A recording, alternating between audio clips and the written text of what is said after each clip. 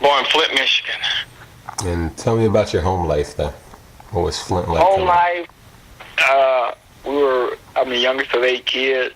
So, and, just a, pretty poor family, but, we had boxers. My father was a boxer, and, we had boxing gloves. It was 5 boys, we all boxed. My sisters know how to box. Yeah, your sister was good. Yeah. But all 3 of my sisters, they know how to, we all trained in boxing, so it was just a boxing household. Big time. Nothing but, from the time I can remember, tournament. Oh, yeah? Tournament. My older brothers fighting in tournaments. I'm the youngest, so as I was coming up, I'm in tournaments. And you're the youngest of the 8 of them? Yeah. Yeah? Yep, youngest of the 8. Did you get to be the biggest, too? Are you the biggest? Yeah. Isn't that funny? Yeah. Yeah, it is funny, but mine was, really artificial. But I'm kidding. What kind of neighborhood did your family grow up in? It was like a... It was, what can I say? It was pretty, we stayed in like it was Flint Township, because we used to stay like right in the heart of the city, then we moved like on the township, right on the outskirts of the city. It was like black and white, Midwest black and white. And, well, pretty poor area. So, it was just, a normal type neighborhood. Then when I got a little older, we moved back to in the city. And what kind of kid were you? I was just athletic kid. In my household, we're athletes, period. All my brothers and sisters played 2 to 3 sports. I'm the only one that they played 2 or 3 sports. They did it all. I got one sister that she got 4 sports she could went to college for. Wow. And another sister, college basketball. My brothers, they all boxed. They chose boxing, but got basketball scholarships, football scholarships. But I boxed. I just stayed with boxing. I could have played other sports, but I love the sport of boxing. Yeah. And your father got you interested. Was your mom always supportive and in favor of you guys boxing? She was. For me personally, she used to yell so loud for the other boys that it was kind of embarrassing. So my father had to put her in the corner. And when he put her in the corner, that's when I started coming up and boxing as a 6, 7, 8, 10-year-old little boxer. So she's been always in my corner. Yeah. You can't yell in the amateur corners. Yeah, she was a tough lady. I remember. Yeah. And giving the right advice too. Yeah. She was. Hey, I'm telling you, man, she pushed me to a whole nother level. Yeah, I believe you. And how old were you when you first walked in the gym? Did your father first walk in the gym? 5 years old. Okay. So, and we couldn't actually start competing until I was 10, but I had exhibitions from the time I was 5. I had a lot of exhibitions from 5 to 10. A lot. All the time. And were you good? Were you good right away? No. I can't say I was good right away. My father never pushed me. I'm with a bunch of guys in the gym. We have like 30 guys, 25, 30 guys at a time. I'm the youngest. I'm doing what they're doing. So it was really just being in the gym. My father just take me to the gym, and I'm just one of the boys. And then over years, I developed into, getting better. My father never pushed me. Never pushed none of the guys, especially his sons. He never pushed us. Yeah. So, but when he started seeing the talent start coming, getting better and better, he encouraged us. And his thing is, if you come into the gym, you're going to train. There's no playing around no more. But if you come to the gym, but if you don't want to come, don't come. So it made a lot of sense. And it really helped me out big time. Yeah. And was there like a lot of rivalry in the house too? The sibling rivalry between the brothers? Oh man, me and my brother Patrick, he's closest to me in age, because I got a brother 12 to 13 years older, another brother, 11 years older, then 8 years older. But me and my brother Patrick, we're a year and a half apart. And, man, we went at it. And he was the better one when we were little. He was the Sugar Ray Leonard of all the kids. I mean, he was awesome. Yeah. Awesome. So I really looked up to him, wanted to be more like him, but we would go at it in the gym, in the house. Anything we did, we went at it. But, I still looked up to him. Was he a super middleweight? I think I remember him being a super middleweight. Is that what he was? Actually, he was junior middleweight. Oh, okay. And so, how old were you when you first got the better of him? Oh, man. I had to have been like 17, 18 when I started really getting with him. In amateur, he was number one in the country in 1987. Yeah. So he was on the Pan Am team. I couldn't handle him. Yeah. Wow. Did he ever go to the Olympics or Olympic trials or anything? No, he lost in Olympic trials in '92. Oh, okay. Yeah. With me, yeah. And you had 275 wins as an amateur. You won the best of them all. And a lot of fights, man. Yeah. You lost in the '88 Olympic trials at light welterweight. You lost to Todd Foster. How'd you feel? Yeah, How'd you feel losing and not making that team? It was. I was hurt, but I was 17. Mm-hmm. But honestly, I fought Todd Foster in the finals of the U.S. Championships that same year. I beat Todd there. Yeah. And everybody thought I won, and I was only 17. He was number one for a while. And when we fought in the Olympic trials, I had my mind set on going to Korea. But when he beat me clean there. I can't say he didn't. Mm-hmm. I was like, I'm only 17. Am I really ready for it? Because if I go to the Olympics, most likely I'm going to turn pro. And I was thinking that, but I was thinking about that at that time when I lost. I was like, I'm kind of glad I didn't win. Mm-hmm. But 92, I'll be mature. I'll be ready for it. And sure enough, that was my goal from the '88 trials. I'm being a 92 team, so it worked out. That was a great team, the '88 team. Who do you think of when you remember your days trying to qualify for the team? What you mean? Like the '88 team was a real team. Riddick Bowe. Yeah. What was Riddick Bowe. He was on the Pan Am team with my brother Patrick, and they became real good friends. So when we went to the Nationals in '88, then to the trials, Riddick was always crazy. I mean, I knew Roy, and I knew, Kenny McKinney, all the guys that was on the team, Mercer, but Riddick was the one standing out to me.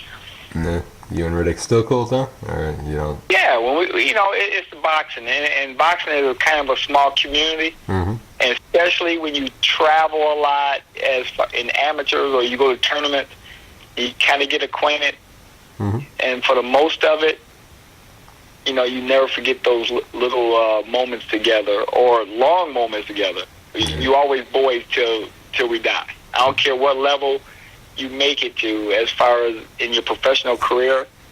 Our amateur connection is huge. Mm-hmm. It's huge. It's like a band of brothers, really. Yeah. And you were a 3-time U.S. amateur champion. You won your first time in 1989. Yeah. How'd that feel, winning that one? Oh, it was great, because coming off from '88, making it to the finals, and then go up 2 weight classes and win it. Mm-hmm. And it was great. I'm number one in the nation. I'm on my way, thinking I am. Mm-hmm. So it was great. Yeah. Then you went to the Goodwill Games in 1990. What happened? Yeah. I lost to a guy named Torsten Smith. I remember all this stuff. He was one of the reigning world champions, the amateur. Torsten is a great coach now in Germany. He's an older guy. I think in the Goodwill Games I was still 18. Mm-hmm. Yeah, I was 18. I didn't turn 19 yet. And, I think Torsten like 24, 25, so just getting a lot of experience. Yeah. And he beat me on a split decision. Everything was learning. I'm learning different styles, fighting international, learning how to box and win fights. I mean, that's one thing in my sport. I learned from every fight and every situation I was in because boxing is a style matchup, and I started realizing that then. Mm-hmm. This is a totally different style. Yeah. Fighting the Russians, totally different. I mean, that all happened after '89, fighting international fights. So, I mean, I really learned a lot through my amateur years. Yeah. So the Russians were the best. To me, personally, I fought against Cuba. You know, you rarely fight against Cuba. Fought against Cuba. I beat the Cuban in '91, and I lost to the Cuban, a different Cuban in the finals of the Olympics, which was a close fight. But I fought against Russia 10 times, and it was unified Russia. It wasn't broke up like it is now. Yeah. And I only won 4 times. Jeez. That's how hard the style is. So I'll take you on a little something for now when they talk about like the heavyweights with Russia. Hey, guys can fight. They talk about American heavyweights. Since '92, we only had 2 guys win in the heavyweight or super heavyweight division in amateur. Yeah. So they run things. Yeah, they do. They're good amateur fighters, though. Yeah, now in the pros too, taking over. Yeah, they good amateur fighters. Yeah, I guess it's the basics of the game that wins it for them, you know. Yes, they start young and they stay with it all the way through. Where American guys, you know, they try to. You got Seth Mitchell. That's No. So-called best American heavyweight, but you know, isn't that crazy? Yeah, that's crazy. Yeah, I mean, going off the subject a little bit, you know, kind of sad for him. Yeah. Because he's gonna get put in a situation that he's not ready for. Yeah, no. And you can see it coming already. Yep. Yeah. So. Yeah. It's been happening, man. They just try to rush people, try to do it to Chris Ariola and everything. It's crazy. Yeah. It's crazy, but. Yeah. But then you didn't make the Olympic team or the Goodwill Games, and you went to the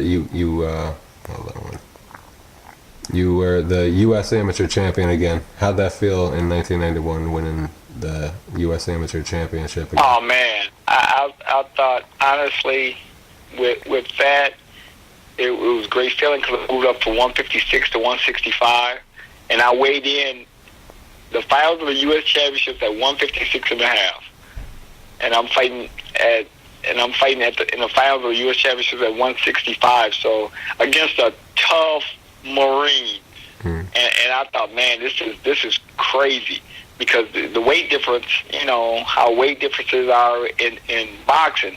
That's a huge jump. You know, you going 9 pounds up, and I was a skinny kid, so. And I'm fighting that, and I'm in the finals, and then I win it. I was like, man, I know I'm making the Olympics at this weight class. Because that was the first time I fought at 165, so it was like, oh, I won in '91. I'm gonna run things now, especially in America. Was it as fun the first or the second time as it was the first time? Oh man, the second time was off the chart. Because I filled in a little bit more, and I was much more confident in doing it. I mean, I was outstanding boxer of the '92 U.S. Championships. I mean, I put on a great performance. I would say, and I can say that people that seen it was like, man, that kid he's peaking now. I peaked at the right time. Yeah, you did. And you did it again in 1992. You made it look easy, just collecting them. Yeah. And then you were on the 1991 U.S. national boxing team. That became the first U.S. team to score a tie with the Cuban team. Yeah, I think it's the only team. Yeah. It might be the only team. Yeah, that was special. That scored a tie against the Cuban team? Yeah, nobody. I don't know to this day did anybody ever tie with Cuba. Cuba is off the chart. I mean, that's just, you know, they breastfed on boxing, man. That's one thing. Boxing and baseball in Cuba is off the off the charts. So when we tied Cuba, man, it was something special. Yeah. What'd you do? Fight? Yeah, we a dual meet, and I won my fight. My brother Patrick fought. He fought also. He lost his fight on that card, but we had good guys on the team. De La Hoya, he won his fight. Raul Marquez, who was a former champion. We had good guys. Vernon Forrest. Yeah. And no, I'm sorry. Vernon didn't fight. Vernon didn't fight. Shane fought. I did. Oh, there's another one. Yeah, Shane fought on that card against Cuba. Yeah. And did that bond the team forever? Do you still have relationships with everybody on the team? Oh yeah, I just got off the phone with Shane. Oh, did you? I talk to guys, all the time. More than just like a dual meet is going to training camp. That's where we bonded, man. And all of us can say, you can talk to every amateur fighter that's been involved in training camps with a bunch of guys, and we see each other a lot. They all say, man, I miss those days. I don't care if you're the biggest champion. You can be De La Hoya, you can have Shane Mose, you got camp. That's where it was, man. Because we formed, friendships. You fight at camp, you friends, you this, you that. I mean, it was home away from home. So and we bonded big time for life. Yeah. Did Shane say anything about how he feels? How does he feel now? He's doing all right. I mean, I told him you old enough to be his father. Yeah. You fight a 21-year-old at 154, a weight class you're not truly accustomed to, and a young, hungry champion. You know what I'm saying? So you have nothing to feel bad about. It's when you're at the end of your career, it's the end, and your body will tell you that it's the end. You can't pull the trigger like you used to. You can't get out of the way of punches. You can't, you can't do certain things. So, that's just part of life. But he's still competing at that, he's still competing at that age, I think he might at the highest level. What's that? You think he might give it up now? Right. Yeah, I mean, he needs to. I mean, it's time. Because this is not like basketball or any other sport where you competing and you get away unscathed. No, you get hit. Yeah. So, and your body don't react the same, and you can get injured. So, I'm hoping that this is it for him. Yeah, I hope so too. Cause I root for him like crazy. I'm waiting to the end. Yep. To see him land something, but at the same time, I'm thinking, man, it's not even worth it anymore. Yeah. Did you think Richardson should have maybe stopped the fight a few rounds early? Personally, I would have stopped the fight in the 7th round. Yeah, about that too. Yeah. It's over. Yeah. You have no chance of winning. Yeah. Why are you? This is me personally, off the record. I view boxing different now. I'm totally, but especially in a fight where you got no chance of winning, all you doing is getting damaged from here on in, and you constantly telling your guy you had a good round. I'm like, are you serious? But that's my thought on it. I'm like, no, stop the fight. Yeah, I think if I was a fighter, I think I'd want the truth and not just something you already know. I'm gonna tell you the truth. Yeah. And that's what I'm just gonna. That's me. I mean, I'm gonna tell you the truth, dude. You have no chance of winning. I mean, and if you and in Shane's situation, if he did win, it would have been worse because if he would have pulled the fight out with a 1-punch knockout, that means he's gonna continue fighting. Yeah. When you shouldn't. So, it's not good either way. Yep. You're right, man. Then back to you. You made it through the Olympic trials in '92, and you got in. How did it feel when you got into the Olympics and you knew you were? Oh man, it's funny. The night I made the Olympic team, my girlfriend, who's my wife now, told me she was pregnant, and I was like, "What?" I mean, it was joy and shock at the same time. Wow. I mean, when I won, I was like, but I mean, it was like, well, all this hard work and the goal was not to Olympics. But at the same time, I knew I was going to make the team. I was number one in the country for the last 2 years at that weight class. Nobody beat me, and I beat the guy that I beat him 5 times. So, you know, it would have been much more disappointing if I would have lost than me being joyful and winning, because I knew I was going to make it. Yeah. As long as I had to, you know, stay on point and box, do what I do, I was going to make the team. So, you know, I was happy, of course, but I wasn't like overboard, because I had been on that level at the top for 2 years. So, you know, just it was still good though. Mm-hmm. And was there any added pressure you felt? No, that your girlfriend told you she was pregnant and you were already fighting for your country. Well, for the Olympics. Say it again. Now, did you feel added pressure going into the Olympics, knowing that you had a baby on the way now and you were already fighting for your country? Yes, I did. Yeah, it was some pressure. You know, I'm like, wow, I'm gonna be a daddy. You know, I gotta support my kid. I gotta do well here. So, and you know, which makes me fight better. Mm-hmm. You know, I loved it, and you know, I just went to the Olympics. I was like, hey, it's time to do it. This is what I've been waiting for my whole life.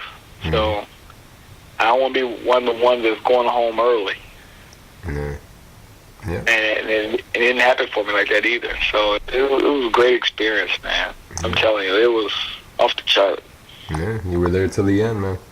Yeah, off the chart. And in the fight, people don't remember, they gave him 3 of my points. So in that, the fight was really close. It was 1-1 first round, 4-4 after the second. And I lose 12-7. No. I'm like, are you serious? And that's what I thought when I went back. I looked, and they said the score. I'm like, are you serious? 12-7? And then coming home, watching it on NBC, I would have won 10-9. But, you know, the computer scoring in that fight, anybody could have won. It was that close. They could have won either way. But 12-7, he outpunched me 8-3 in the last round. I'm like, nah, that's not right. So, how do you know, feel that was disappointing. I never cried after an amateur fight. After all the fights I had, never cried. I cried like a baby after that. And my boy, he was right there with me. He stayed with me to the end. All the guys, my boy, but Vernon Forrest stayed with me because he lost the first fight, and Vernon stayed with me the whole time. I was in it. He consoled me when I was crying, and he checked me and put it into reality for me. He's like, dude, we trained our whole life to make it to the Olympics, to win a medal. I lost my first fight. I go home with nothing. At least you go home with a medal. And I was like, wow, I shut my mouth. I stopped crying. I was like, whoa. You're right about that. So it made me think. So I was like, okay. Then I became pretty happy. Pretty happy after that. Yeah, special guy, Vernon. Everyone says I never hear a bad word about him. Yeah, that's my boy. Yeah, he was my boy. What kind of memories do you have of Eric Griffin? Eric Griffin? My opinion. This is my opinion. And like my pastor say, what my opinion mean? A lot of times nothing. But in this, it means something. Best amateur boxer to never win a medal. That's nobody from 1989 to 92. We already knew we had a gold medal going to every major world tournament. We knew we were getting 1 gold medal. Eric Griffin. Oh, my goodness. I can't. And if you talk to anybody, ask Oscar. People say, well, Oscar's a good amateur. He won a gold medal. That gold medal is Eric Griffin's gold medal out of any. I feel bad coming home with a medal and Eric not having a medal. Mm-hmm. Nobody beat Eric. No. Eric was just, I mean, he was the team, he was the leader as far as fighting go because he won everything. So we fed off him. Yeah. He was the first one to fight, 1-6. He goes smoke his guy, then all of us, we better follow suit. Mm-hmm. Yeah. And what about Tim Austin? Oh, Sugar Bear. That's what my brother called him. Sugar Bear. The skinniest 112, skinniest guy you ever see. And we voted him pound for pound the hardest puncher on the team. Yeah. Yeah. Oh, my goodness. Tim Austin can crack. Yes, he can. Left-handed, long, I mean, just super long, but he can crack. Now, Tim, you know, we all came up Junior Olympics and stuff with Tim Austin, man. He was dynamite. He was super. Mm-hmm. Yeah. He was a great bantamweight, too, man. Oh, yeah. Oh, heck yeah. Great pro. And what about Sergio Reyes? Sergio, workhorse. Yeah. That's work, man. Sergio, man, was so cool. Can fight his butt off, and very surprised that he got beat. He got outworked. He got out. I would say outworked. He got a counter punch because the computer scoring system, it wasn't in his favor when he lost. And I thought Sergio was going to win a gold medal. Mm-hmm. But he's a workhorse, man. He's just a good fighter and good guy. Yeah. Yeah. And what about Julian Wheeler? Wheeler. Julian, honestly, yeah. I can't say he shouldn't have been there. We all thought Ivan Robinson was going to make it. Yeah. And Ivan was the man, and then he beat Ivan in the trials, and we were like, what? Because I've been knowing Julian for a long time. Julian just hard to fight. Mm-hmm. You know, he was just long, you know, unorthodox, but he just, you know, all-around good fighter, man. Yeah. Had to be really good to beat Ivan. Ivan was on point. Yes, he was. Those years. Yeah, love Ivan, man. Good guy. Real cool guy. Yeah. Yeah. What about you and Oscar? Did you guys have any kind of relationship? Oh, yeah, man. We hung out, snuck out together, did all crazy stuff. I was one that was cool with everybody. Oscar, honestly, to me, as low big, I believe in luck. I don't believe in luck no more. Man is the luckiest guy as far as, and very talented. Yeah. One thing about Oscar, like the black fighters will be like, oh, man, we're going to get somebody to beat Oscar. Oscar ain't all that good. Man, Oscar was the package. Yeah. I mean, he's converted southpaw, unbelievable hook, unbelievable power, but he had speed and he was smart. Mm-hmm. I mean, dude just can fight. I'm like, dang, with anybody. And a workhorse. Yeah. You know, he had great work ethic. Mm-hmm. You know, and look how he carried over in his pro career. Just dude got skills. He's just talented. Mm-hmm. Yeah, definitely. Just talented guy. Yeah. And then you got Pepe Riley. You got to say about yeah.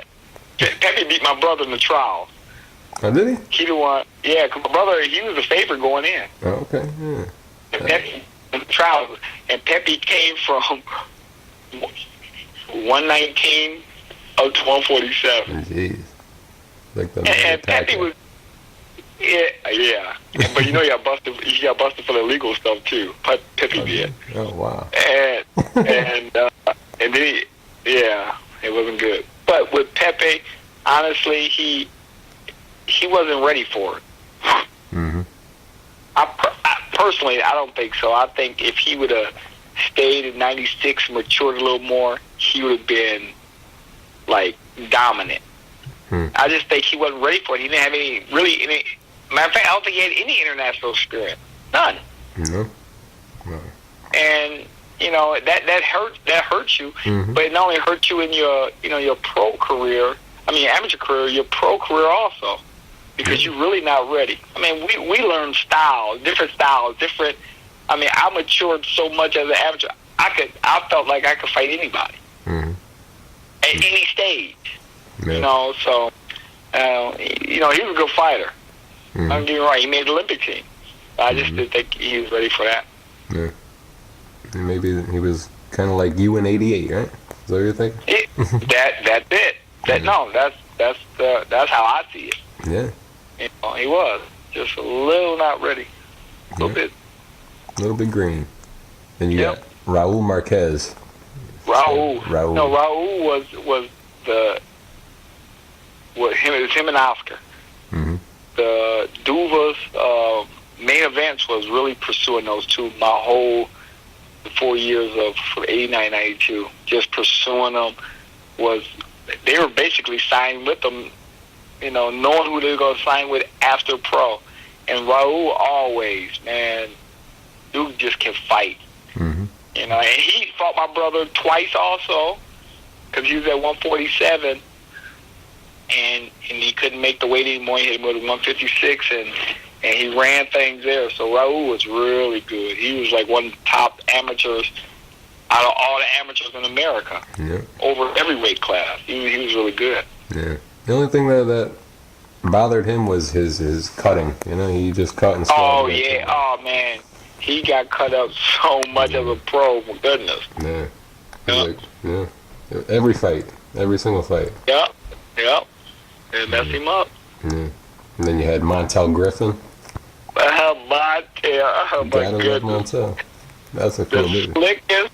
I thought I was the slickest guy out of all the boxers. I was, at that time, I was just arrogant. You can't hit me until Montel came along. Yeah. Montel. I was like, wow. 5'7", slick, and he made the team on a bet with some friends. He said, I'm going to come back. He was fat. He stopped boxing. Yeah. He came back and made the team like a year and a half, where it was Jeremy Williams. That was his spot. Yeah. Jeremy Williams was the man. Mm-hmm. And then Montel came on the scene, and, man, he was at one training camp. My father was the coach of the training camp. You gotta see this little guy. Because I didn't pay no attention to Montel. I mean, I'm like, who is that? This Olympic year, where he come from? Man, dude can fight. Yeah. I was like, wow. Not ever seen him. And then get on the scene, and he had that much skill. His skill level was off the chart. And he got robbed in the Olympics big time. Yeah. He got robbed big time. So, it's just good, man. And we still tight to this day. Yeah. That's cool, man. Yeah. Just talked to him not that long ago. I talked to him a lot, actually. Montel's that's my boy. Yeah. Yeah, Montel's my man. Yeah. Then you had Donnell Nicholson. Dude, come out of prison. I think less than a year and make Olympic team. Yeah. He's an athlete. Yeah, he's just an athlete. And when he got out of prison, he was chiseled like somebody carved him out of rock. Oh, yeah? That's how muscular he was. And I was like, wow. Jeez. What happened? He was my roommate. Him and Montel, we were roommates in Olympics. Oh, yeah? Us three. Dude. Yeah, so it was cool. It was funny. He went up under his bed, grabbed a box, had letters in it. I didn't know he was in prison. Okay. He said, man, I was in prison 5 years. I was like, what? Can you come out and make the Olympic team? and was a top, national top player, basketball player in the country. Yeah, I remember that. I didn't know he was in jail, though. Yeah, before he went to prison. Wow. Yeah? Yeah. I think he was a parade top 25 All-American. That's amazing, man. I know, just a good athlete. Yeah. And Doc had this look on his face like he gonna kill you. You don't mess with Doc, but man, come to find out, man, he became one of my closest friends, closest guys on the team. He's just a good dude. Yeah. What about Larry Donald? Damn. What? Larry's funny. Ali. He's Ali. Mimics Ali. Did everything. But he had to fight the Cuban Bellotto. That's who he lost to in the Olympics, and it was unfortunate that he had to meet Bellotto in the quarterfinals. But Larry, nobody's gonna beat Larry. Larry, for a big guy to move like that and to have fast hands and keep you off balance. Larry just Larry was Larry, crazy, but he's very talented, obviously, because he ran things at super heavyweight. So, we had a good team, and we had 6 champions, world champions off that team. Mm-hmm. Yeah. Really 7, because they robbed Sergio Reyes. They robbed him with Canizales. So we had a really good team, man. It was strong. Mm-hmm. Yeah. We got dogged out because of the 84 and 88 team. I still remember Ring Magazine had us, they said a bombing in Barcelona because we only had 3 medals. Mm-hmm. But we had a couple of strikes compared to the 84 and 88 team because we were in a full Olympics. Mm-hmm. Cuba and Russia didn't come. So they won a bunch of medals, but you got Cuba and Russia. I don't care about the rest of the world at that time. Mm-hmm. If you don't beat Cuba and Russia,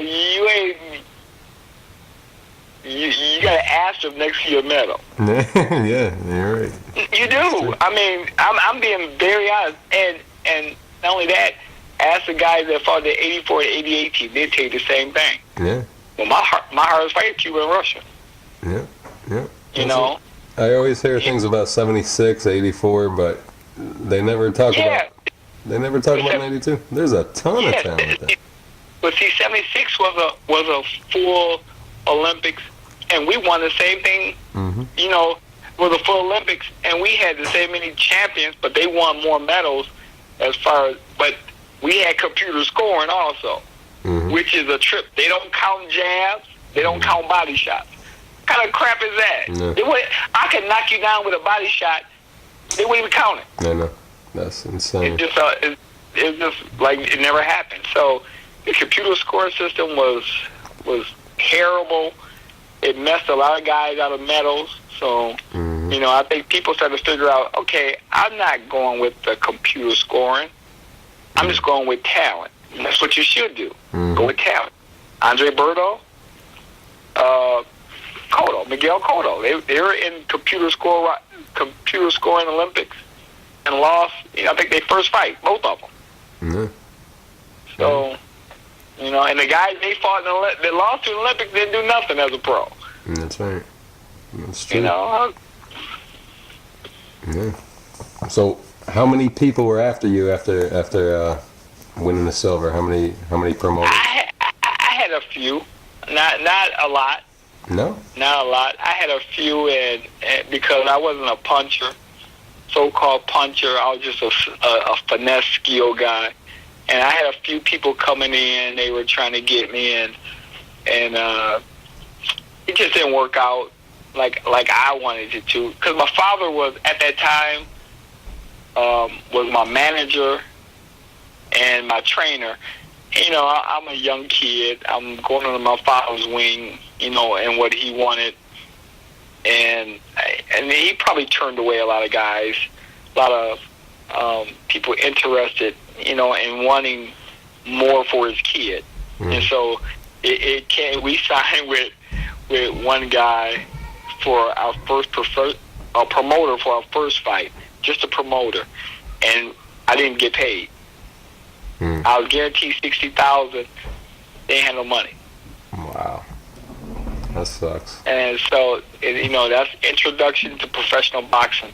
And my father, he's not contract savvy or, the business of boxing. He fought as a boxer, journeyman, but he handled his own business on a lower level.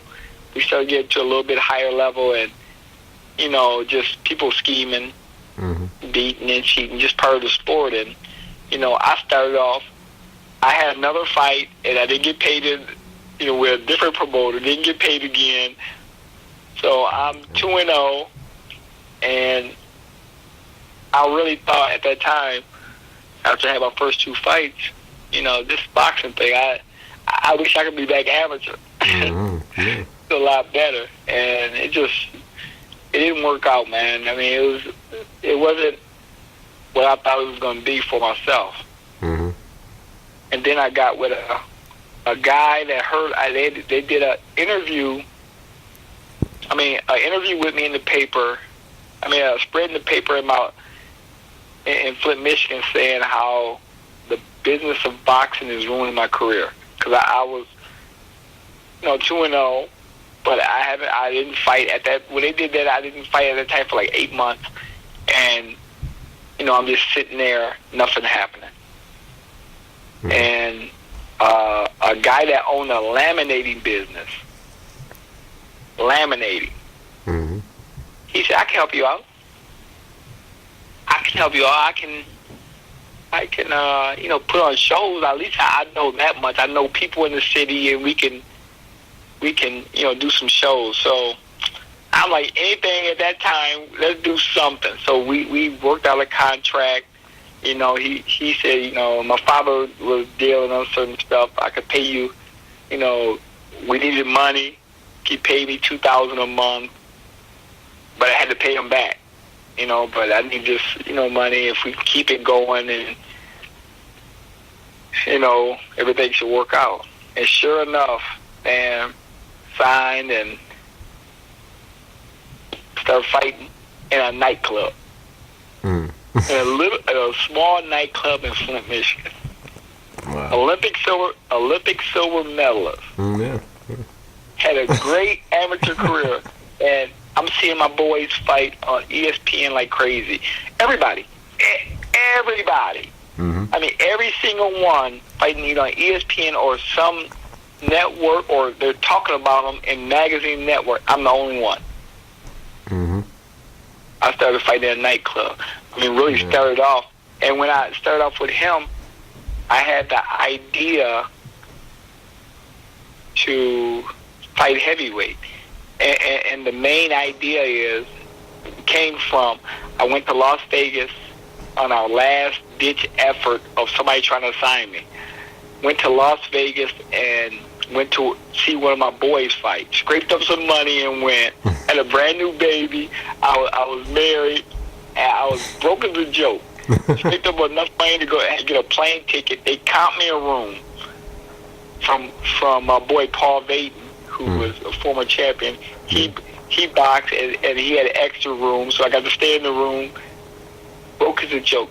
And I went out there to supposedly meet with some guys to sign me, maybe sign me and my brother. We'll look at them. The guys, I never even met them. They were there the whole time. Went to the boxing show. They were there. I got word from somebody else, and they said that they're signing the heavyweight.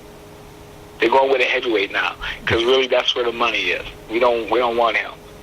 So I was like, wow. I was devastated, mm-hmm. to the point of tears.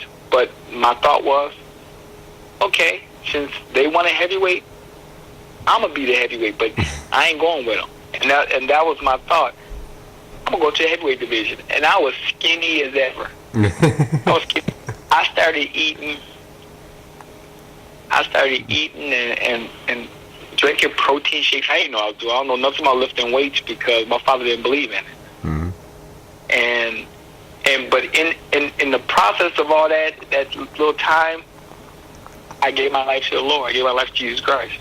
Mm-hmm. Mm-hmm. And I heard about praying. I didn't know anything about Bible. I don't know nothing about Bible like I know now. But I was like, okay, they say if you ask God, he'll give you your request. And I'm telling you, I started putting on weight. I was like, what? I was kind of fat in the middle, but I fought at 193 when I got with the guy, the first nightclub act fight was 193. Uh-huh. And man, I tell you, from then, it was on. He started putting on fights at nightclub, and I'm smoking head. I was like, I fought my first fight cruiserweight, fought Exum Spade. I remember the guy I fought. Then I started fighting heavyweight. I want to fight heavyweight. Weighing 190 or 191. I'm fighting these guys coming in, fat guys, 240, 235. I was just smoking them. I'm like, keep bringing them, because they wasn't that talented. And one thing I was blessed with, with speed. I kept my speed and conditioning. I'll outlast you. I'm a workhorse. Yeah. But my problem was keeping the weight up. I can't keep the weight up. As I was moving, then I started going up the ladder, and then I fought a guy named Waxum Fikes on the. You remember USA Tuesday Night Fights? That's where I got to know you. Oh, okay. Tuesday Night Fight. I fought on the undercard, the walk-in bout, the first fight. I fought a guy that I was in Olympic trials with. He fought at super heavyweight in Olympic trials. I was 139 in 1988 trial. Wow. And Daniel Fikes, he changed his name to Waxum Fikes. He said he whacked them and tags them. That's what he did. He a knockout artist, knocking guys out, and I got my break right there. When I fought him on the undercard, I smoked him. I mean, I beat him so bad to the point where the people from USA were like, "Where's this kid been?" I was only like 6, 7, 8 and 0 at the time.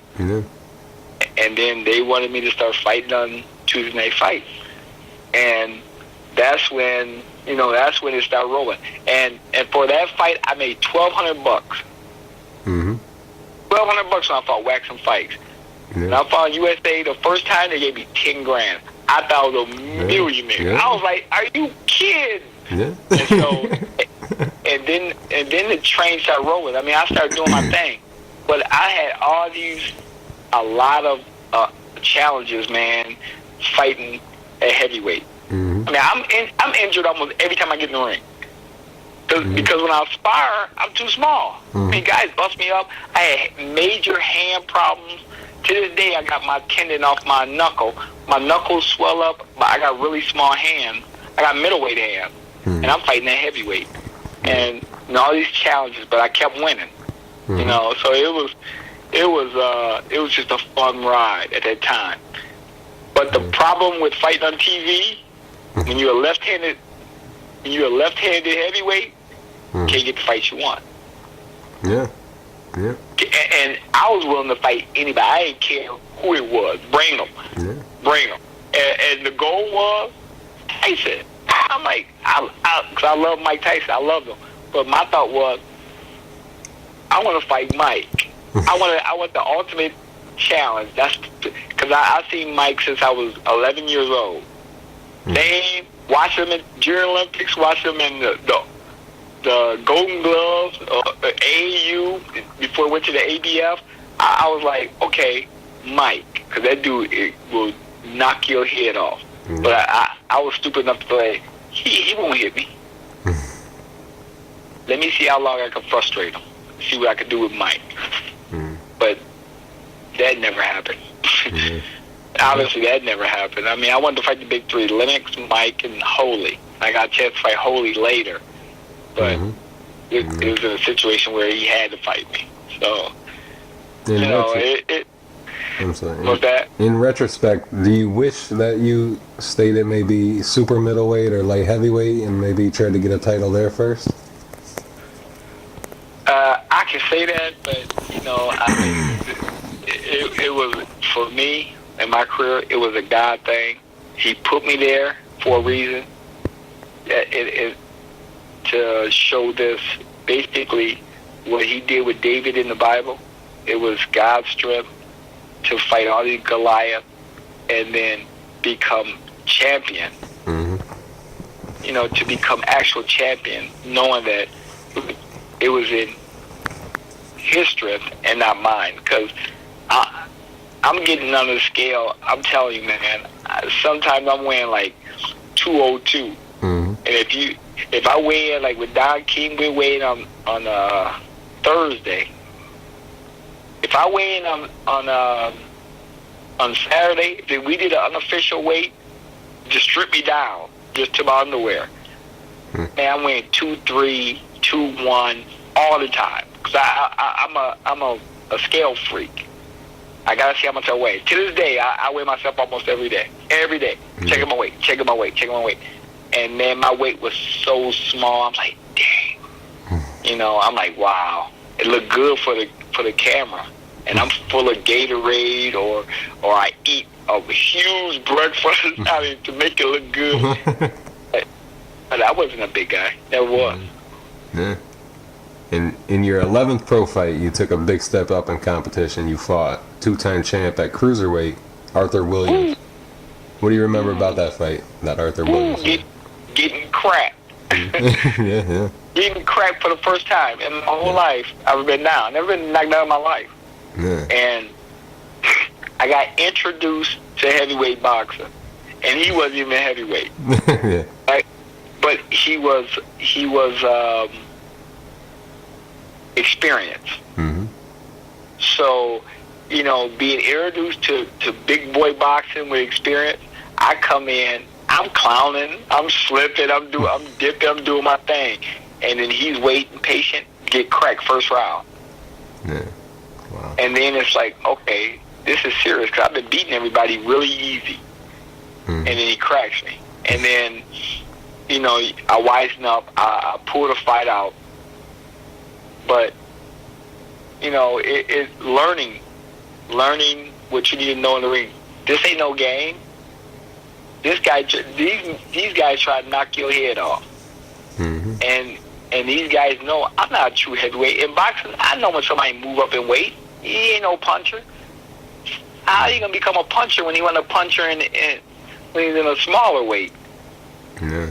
One, if you are a puncher in a smaller weight and you move up 40 pounds, you're not gonna be a puncher in a big weight. It just don't happen. That's how the body works. So all these guys know. And this dude was a skinny middleweight in amateur and fought at super middleweight starting off. He ain't no heavyweight. So so I had to use my speed, my wits, and everything to try to get by guys. Mm-hmm. So you felt a big difference in experience when you fought? Oh man, experience was huge. I mean, I'm fighting a world class guy. Mm-hmm. World class, know what he's doing. Patient. Yeah. Patient. Looking at everything I'm throwing. Corrected all my mistakes. He sure was. Mm-hmm. Corrected every single one. So it was a great learning lesson for me. Yeah. It was about Castillo Floyd Mayweather. Say it again? I'm sorry. I said Castillo Floyd Mayweather. Everybody forget about those fights. Yeah. Yeah. They look at Floyd now, but Castillo pushed him to a whole nother level, to the limit. Yeah. As far as you're going to limit. That's true. That's true. And that was about that time you started getting Tuesday night fights all the time, regularly. And oh man, what was that? What was your relationship like with Sean O'Grady and Steve Albert? Oh, it's cool. I mean, they're cool, and the reason why they like my style. Mm-hmm. It was something about my style. They're like, okay, you're not a puncher, but hey, one, you willing to fight guys, and see, they notice that any name they bring up, I'll fight them. Mm-hmm. Yeah. But then that same name they bring up, they'll pull out. I had I think I fought in USA Tuesday night fights maybe 12, 13 times. Mm-hmm. Yeah. Probably 11 of the fights, I didn't know who I was fighting until the Monday before. Mm-hmm. Everybody pull out.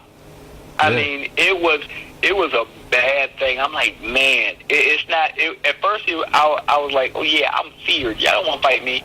Then I got to the point where, man, they don't want to fight me. I can't get fights. Yeah. And then it got real sad for me because I'm like, I want to fight that guy. I want to fight him in his prime. I want to pick him. That's why I give the Klitschko brothers so much publicity. So much what? I give them all the props in the world. Yeah. They didn't care. Mm-hmm. Yeah. I'll fight them. Yeah. They had such a good amateur experience that I think, they felt like they saw it all, and they're not afraid of southpaws or anything. But yeah. Europe, southpaw, Russia, and they care about southpaw. And I'm like 210 pounds. Yeah. I mean, come on, little guy. Were you're never more than 210? I thought you were like 214, 215. Yeah, no, I would weigh 214. Okay. some fight, but I'm really, basically 210, 205. They know how big I was. And that's with a big breakfast, right? Yeah. I weighed at 208 when I fought Vitali. I weighed 208. Yeah, that's crazy. And I'm pudgy. They looking at me like, this dude ain't no heavyweight. Yeah. They do that a lot, though. They're always taking, like, people smaller or people with no chance. Or, I don't know. It's happening. I guess there's just no talent in the heavyweight division anymore. But no. See, that's where it is. Yeah. That's the thing. The talent pool is not huge. That's true. How'd you feel when you were fighting Phil Jackson? I remember when he fought Lennox Lewis, strong guy. Yeah. And I think I fought Phil. Phil had one fight, and then he fought me. Mm-hmm. After he fought Lennox Lewis. And Phil, because I know of his amateur background, U.S. Championships, 88, he was there. Mm. And I think Phil might have been in the trials also. I don't know. But I knew Phil Jackson for a long time. We were in tournaments together, like PAL tournament and the Eastern Trials and stuff like that for the Pan Am Games in '87. So I knew who Phil Jackson was. He was at light heavyweight in amateur, and he a puncher. He had a lot of knockouts, going into the fight. So I was at that time knowing who he was, knowing his background. I got to be cautious, very cautious in the ring. But then as we started fighting, I was like, okay, my skill level is. So I started talking to him a little bit, getting under his skin in the ring, just stuff like that. And I beat him over 12 rounds. And that was a big boost for me. Mm-hmm. I mean, I was like, man, I just beat Phil, and I beat him clean. I think I won every round. Yeah. I mean, clean. And I laid on the ropes a lot. Most of the fight, I was on the ropes. Yeah. Slipping off the ropes. So I had fun doing it. So it gave me a lot of confidence to start fighting guys, higher in the division, because he just fought Lennox Lewis. I think Lennox stopped him in the 8th, maybe. Yeah, something 7th or 8th. Yeah, something like that. So I'm like, hey, and Lennox is a big guy. Yeah. And I'm thinking, I smoked him for 12. I mean, it wasn't even close. Mm-hmm. So I'm thinking, I can hang with these guys. Yeah. Now, a couple fights later, you fought another big puncher, Lionel Butler. Yeah. Yeah, Lionel, watching the same guy, watching a guy like Lionel, crazy guy. As far as like having drug problems and stuff, I mean, he's a cool guy now. I talk to him. Mm-hmm. And, he lives. I live in San Diego. He lives in the L.A. area, and I go to the gym down to L.A. sometimes and talk to him. Really, I mean, is the nicest guy, to be a big guy. And I thought with Lionel, man, keep your hands up. Because I see him knock out Tony Tubbs, one punch. And I'm like, dang. It didn't even look like he threw it hard. Yeah. But just a tank coming at you, constantly trying to push you. But my thought was, he's not that tall. So I'm going to use my legs and my speed and make him miss. And the whole goal was frustration. If I frustrate you and I got you thinking, you done. Mm-hmm. So frustrate him to the point where he basically quit. He was like, I surrender. I don't want no more of this. Yeah. I got to stop it. So, another big test passed for me, and it was just something, learning, putting it in the bank every fight, but learn something from it. Yeah. If I fight a Tyson, Lionel Butler experience. Mm-hmm. Tim Fuller, tall guy, slower, know what you're supposed to do with a tall guy. Mm-hmm. Make them reach, make them think, make them miss, hand speed. So, just everyone learns, especially those guys that fought champions or challenged for a title or in the mix or consider something. Learn something from every single person you fight. Mm-hmm. Yeah. And that's why you're better than most people, Most people don't learn from losses and stuff. They just, you got to learn from it. Yeah. But at that time, you didn't have any losses, though. Yeah, at that time I didn't, but you still learn. You still just constantly. I always try to pick up everything. Yeah. Then you fought Uriah Grant, another cruiserweight champ. What?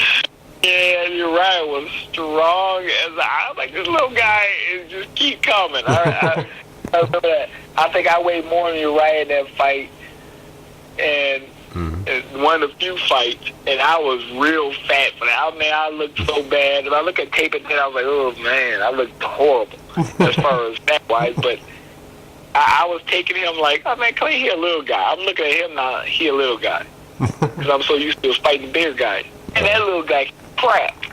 He punched hard. He kept coming. And another experienced guy fighting and learning from that. You know, not taking stuff for granted, man, because that's where you get upset. Guys knock you out. Yeah. And what about Levi Billups? Oh, man. He shattered my nose. Did he? And in the first round, came over top. Ooh, hit right on top of my nose. It pushed it up. If you look at the USA Tuesday Night Fights, if you watch that clip over, they'll show a before and after of how I look. I bled like crazy. Hit me on top of my, boom, at the end of the first round, I fought with a broke nose for 9 rounds. Wow. And I didn't say nothing. I just had my head down. My father kept putting Q-tips up my nose because the blood was just gushing out. Yeah, maybe just I do remember that. Yeah, little, determined, strong little guy. I was like, man, he just kept coming at me, kept trying to fight, which, you know, another, perseverance, man. You want to push through all that, because my thing was I want to be in sparring. A lot of times I want to be in the worst possible situation so it makes me mentally tough. Because everybody at that time was saying, oh, he's safety first, he don't like no contact. I'm like, dude, I'll fight anybody. I don't care, and I ain't going to run from nobody. Hey, this is a style that's working for me now, but if I need to sit down and get in the trenches, I can do that too. Yeah, you can. So that's what it was. So it kept saying safety first at that time. He's like spraying these heavyweights and he's feather fisted. Dude, I'm not even a heavyweight. You know, I'm just doing my thing, man. Just doing it, having fun. Yeah. So. Yeah, you always look like you were having fun. I could tell you. Oh, I had. You were loving it was so much. It was so much fun, man. I mean, I miss it, of course. But it was just so much fun. But then, you know, later on in business, it takes a lot of fun out of it. Yeah, that's what I keep hearing. Yeah. It's the worst. Yeah. And what about Bert Cooper when it was still fun? It's funny. I'll tell you another story on boxers. I watched all these guys. Okay, they had their success sometime in their career, and then, you know, they started, you know, losing and a little bit winding down in the career. Then I'll fight them. But the funny thing about Byrd was I watched him. I think the fight before he fought me, or maybe 2 fights, he weighed 252. Now Byrd only about 5'9", 5'10". So I'm looking at the guy when they bring up Bert Cooper. I'm like, oh, come on, Bert. Look how he looked. He came to the weigh-in. I think he weighed 222. He was in great shape. I was like, oh my god. But I still train hard. I don't take nobody for granted. I mean, I could have been a guy where I ain't gonna train that hard, or be mentally like, I'm fighting Bert. He ain't gonna come out of shape. Bruce Blair was his trainer / manager. Had him in great shape, and I knew Bruce, but I didn't think he was gonna come like that. He said, "Man, this is a camp. We had 5 weeks in camp. We worked our tail off." He told me this at the weigh-in, and I'm thinking, "Hey, why you gotta do it for me?" But everybody did it for me because they gotta get ready. I called myself later on the test when I couldn't get no fights. Nobody came study for this test. So you want to face this test. But everybody studied. Everybody started. I mean, they come in great shape for me. I'm like, dang, they had the best camp ever. They knew they were facing like something different than a normal heavyweight. Yeah. Did you feel any power from Bert Cooper? Yeah. Bert was trying to come with that hook, trying to bring it. But you know, I notice in boxing, like when I'm fighting, I notice expression. First round, tough. Second round, tough. And then it started getting slower when you can't hit something. Couldn't hit me.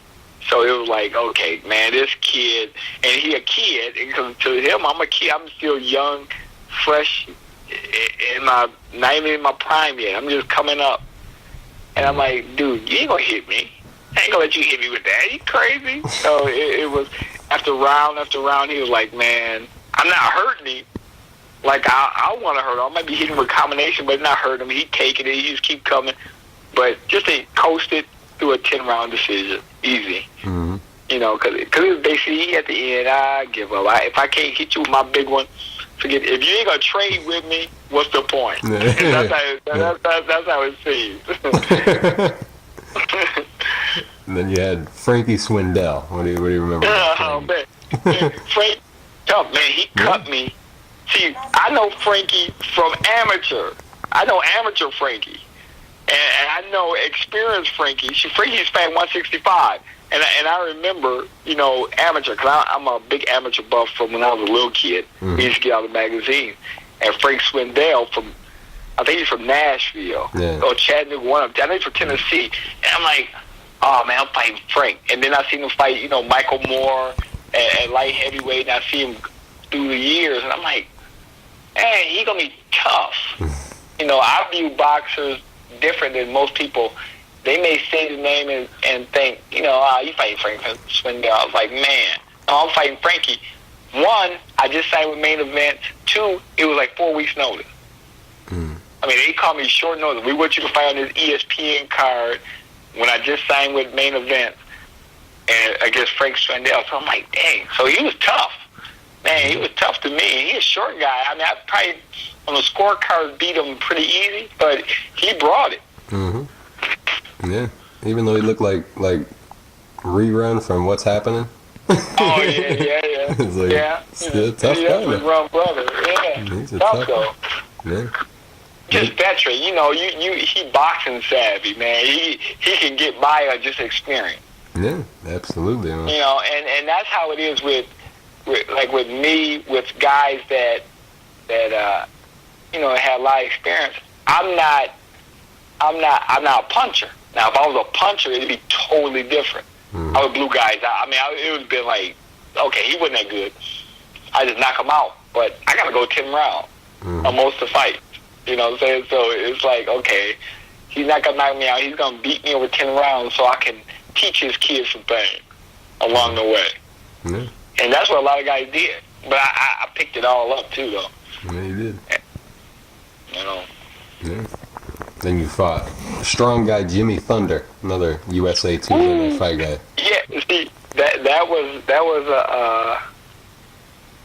was a thing with everybody, you know, Tuesday night fight, and he was at that time. He was like one of the only guys that wanted to fight me. Yeah. You know, I didn't get much interest from anybody else, and it was HBO, and I'm thinking, man, I know I'm gonna fight somebody that's tight on HBO. Everybody gonna come. And Jimmy Thunder was the only one. Yeah. And I'm like, well, let's fight Jimmy then. I guess I have to fight him. And, you know, in boxing, he had just fought Mo Harris. And Mo Harris, and nobody want to fight Mo Harris. So I see him fight Mo Harris, and Mo Harris beat him. And I like, he ain't gonna hit me. I mean, he might be strong and he come forward. In boxing, anything can happen. I mean, especially heavyweights, man. You hit one punch, it changes everything for your life. But I was thinking, you know, at that time, he ain't gonna hit me. He ain't gonna be able to handle this. And he didn't. I mean, he tried.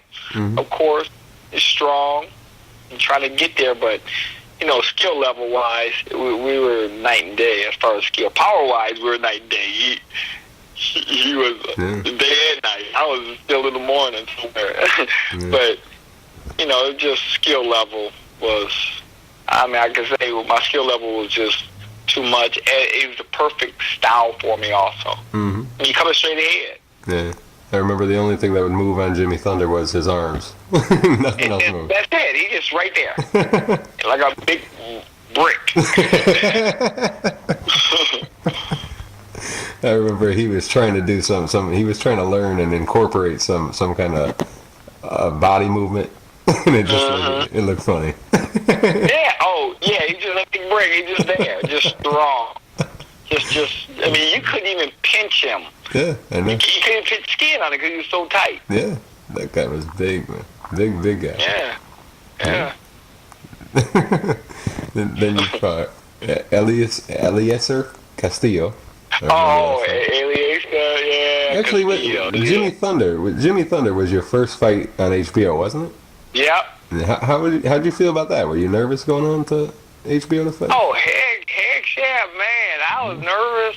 You know, I was like, man, say this, because, you know, you growing up, and especially through my amateur, I couldn't afford HBO. We always went over somebody else's house when the fights were on. Somebody that had a little bit of money, they could afford cable, and watch a fight. And I'm like, man, this is the biggest you can get in boxing. It's HBO. And then the Tyson fights, I remember all Tyson fights. I remember Forever Young by Rod Stewart, the song. Yeah. They're played for Mike Tyson. I mean, I still remember that stuff. But I'm like, man, that's where I want to be. I want to be on HBO. So for me, HBO was the tick. I mean, it's still to me. I mean, it was just huge. If you had HBO boxing, you arrived. I got the HBO boxing, and I was even supposed to be a heavyweight. And I'm fighting on HBO, so I was nervous. I wanted to impress. I wanted to do, you know, everything. That was my world, man. Yeah. Was George Foreman there? Yeah. Did he talk to George Foreman? With George Foreman? Yeah, he commentated. He didn't like me. No? No, he didn't like you. And you know, I got theory on that on the Foreman. Who did Foreman lose to? Yeah, exactly. He lost to Ali, Jimmy Young, in his before he came back. Yeah. I'm Ali, Jimmy Young mix. Yeah. I'm a boxer. You know, he didn't like my style. That's it. And give him nightmares. Yeah, I know. So, hey man, I'm like whatever. Yeah, whatever. I'm like whatever. Yeah. So he didn't give you any kind of props at all? He just ignored you?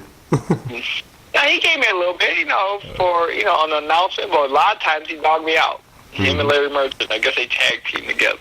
Well, Larry Merchant, I thought would like you. I know he loved Pernell Whitaker and stuff. Yeah, he loved Pernell, but his thing with me was a heavyweight shouldn't be a boxer. He shouldn't be like a little guy. No. Yeah. A lot of people try to shut Larry up. Yeah, I mean, he should be like a little guy. So I'm like, okay, but, you know, that's your opinion. Yeah, he could be offensive sometimes. He doesn't know how to put things gently. Oh, he killed me. He didn't like me at all. I mean, when I was boxing, we cool now. Okay. I mean, now I talk to him, but when I fought Ike, oh my God, it was horrible. Yeah. I don't remember him. I don't remember anything he said about you. Oh, it was. He called me less than a man. Wow. And Roy had to check him on air and say that. How you gonna call him less than a man? I weighed 208 for the fight. Ike weighed 244. Yeah. 244 pure muscle. Yeah. And I'm like, are you serious? Yeah. Well, before you fought Ike, you fought Castillo. How'd you fight Eliezer Castillo? Left-handed Cuban. Wanting to impress after the Jimmy Thunder fight, HBO. I trained. I burnt my body so bad. I take nothing away for Castillo or winning. I mean, I won fairly easy. But I didn't have nothing in the 10th round. I mean, nothing. I could barely keep my hands up. I was shot. Yeah. And I'm thinking, man, I burnt my body out so much. But come to find out, I have allergy. Oh, I'm allergic to wheat. Highly. Probably the worst you will ever see with wheat. You take my shoes off and feet and bring a bag of bread by me, I'll probably fall over. Wow. It's like that? I was that allergic to weed. Matter of fact, when I fought Jimmy Thunder, I fell out. I was supposed to do an on-air interview. They had to rush me to the hospital, and they said it on air. So when people say, if I have an excuse about something, I said, well, watch when I fought Jimmy Thunder. They say, they rushed Byrd to the hospispittal. When you said you were allergic to wheat, I remember hearing something like that from about someone. I didn't remember it was about you, though. But, I remember. I was highly allergic and didn't know it at the time and didn't know it. Yeah. I didn't know it until before I fought David Thune. That's weird. It's a weird allergy. Because I kept falling out after every fight. Yeah. Castillo, I kept falling out. Mm-hmm. I didn't know what was wrong. And you found out right after the Castillo fight? No, after I fought Maurice Harris, that's when I found out. Because I fell out. We stayed in New York City a day after. I fell out 3 times. I just kept falling out. They rushed me to the hospital. I'm like, what is wrong? And then they tested me when I got back to Michigan. They tested me and said I had a weed allergy. Allergy. No, it wasn't even Michigan. I'm sorry. I moved to Vegas. That's what they thought. Before I fought Evander Holyfield. That's when they knew I was allergic to weed. Wow. It's a weird one. Never heard of it before you. I guess you're the only one. Yeah. No, a lot of people are allergic to wheat. Gluten free. Is it? That's why Is it too? the market for gluten free is huge. Oh yeah. All these people, they don't eat it. My daughter was like that. She took after me. Yeah. Wow. And no one else in your family was like that? Not that I know of. My daughter's like that. Hopefully, my son don't get that because he'll be playing college basketball in like 2 years. You got that kind of age kid, man? I can't believe it. I got. How old are you? I'm 41. I'll be 42 in August. Yeah, that's crazy. Got a college kid. That must mean I'm older too. It's crazy. How old are you? I'm 35. I'll be 37 tomorrow. Tomorrow I'm 36. Time just keeps going by, man. What did you say? When you be 36? Tomorrow. They hear you. Tomorrow. For real? Yeah. It's crazy. Time just keeps going by, man. Can't stop. I ain't gonna wait on nobody. Yeah. All I had to do is think about it. It must be in your 40s, man. Wow. Yeah. I can't believe it. Time go by so fast. Don't it, man? Yeah. Then you fought Ross Purity. another big puncher. Ross the Ball. Yeah, the Balls. We fought on, I remember that, Strong, Tuesday night fight. But the thing about him, he cover up 90% of the time he boxed. Because he a football player. Mm-hmm. And his whole thing is, if I catch him with one punch, I never let him get a chance to do nothing like that. I was like, man, he's a big, strong guy, but, I looked at guys like him with I respected him with power. I respected that. Mm-hmm. But I'm like, dude, you don't know how to fight. You ain't no fighter. And I've been boxing my whole life. I ain't gonna let you come and crack me, with something stupid, and you really don't know how to fight. Come on, man. Mm-hmm. So, and that was just a rule of mine. And you better have some amateur background. You better know how to fight before you get in the ring with me. Yeah. And that was my thought. This is what I do, man. Mm. I love the sport, and I studied the sport a lot. Yeah. Studied a lot of heavyweights. Mm-hmm. Yeah. So, but he was a big, strong guy. He try to bring it. But as soon as, with me, guys, once they can't hit something, instead of just winning the round, you still can steal rounds without hitting somebody clean. Mm-hmm. Because you make me cover up, you're more active, you'll win the round. But most guys, they shell up and they'll stop throwing. So he stopped throwing. Mm-hmm. I love guys throwing punches at me because I'll make you miss. Yeah. And once I make you miss, you stop throwing, and that's what he did. So, just 10-round decision. Nobody knocks out Ross. He covers up. He a turtle. Mm-hmm. Yeah. that shell, you won't hit him. That's right. After the Purity fight, you fought at Bebucci. What do you remember? Oh. A lot of people say he would have beat Lennox Lewis and he would have been the dominant champ. What do you think about that? Think he would have been dominating guy? What'd you feel when you fought him? He probably would have beat everybody. He probably would. See, Lennox Lewis can't take pressure. Mm-hmm.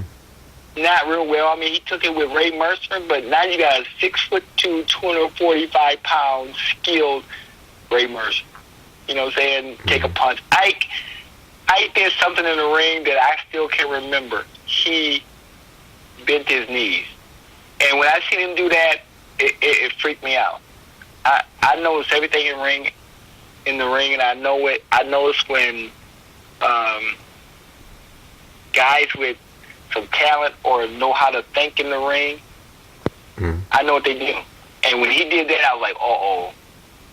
I was like, wow. Because he came at me, and he bent his knees to slip punches. And I'm like, nobody bent their knees. I'm the only one bent my knees. You know, just something that simple. And I'm like, huh. And then Curtis Coates he's smart. Hit him anywhere. He see me slipping. Even one time at the end of the round, he smiled and pat me on the butt like, man, I can't hit this dude. You know, every time I hit him, if I'm on the ropes. But if in the middle of the ring, I'm not going to be able to hit him. So he said hit him anywhere. And sure enough, he hit me anywhere, and he applied the pressure. That's what he's supposed to do. 244 pounds. Mm-hmm. And he brought the pressure, and I slipped into a punch. You know, I slipped into something that was brutal. I mean, brutal. And it really, you know, it took a lot out of me as far as thinking that, you know, these guys can't hit me. Not like that. And it made me realize again, keep them hands up. Hands up and try to keep the fight in the middle of the ring. My father was telling me that the whole time, but I love being on the ropes. I love it. I want you to throw. But, you know, I just got caught. And with that punch, it could have been any heavyweight that night. It didn't have to just be Ike. Anybody who hit me with that punch, I'm going down. Yeah. But it so happened to be Ike, and he's a, you know, big, strong guy, but you know, I can't say it remains to be seen because he can never fight. But maybe he would have reigned. But why? It's funny that they talk about Ike and being the next great one, basically because he beat me, who they had rated number 9, who all the critics dogged. I mean, every single one. I can't punch. I'm not big enough. He's not worthy of being in the division. But Ike beat me. Now he's held as the next king. Like, are you serious? That doesn't even make sense. Yeah. I think they were impressed that he caught you. He caught you. But still. Then they couple that with the fight that he had with David Tua and the punches he took. But if you read everything after that, which I did, they didn't bring up David Tua. Maybe a few guys brought up David Tua and him beating David. You know, to this day, a lot of people don't even know he fought David Tua. Yeah. They don't even never fought. But he beat Chris Byrd. He would have been something great. I'm like, for real? Man, wow. That's how you get your respect.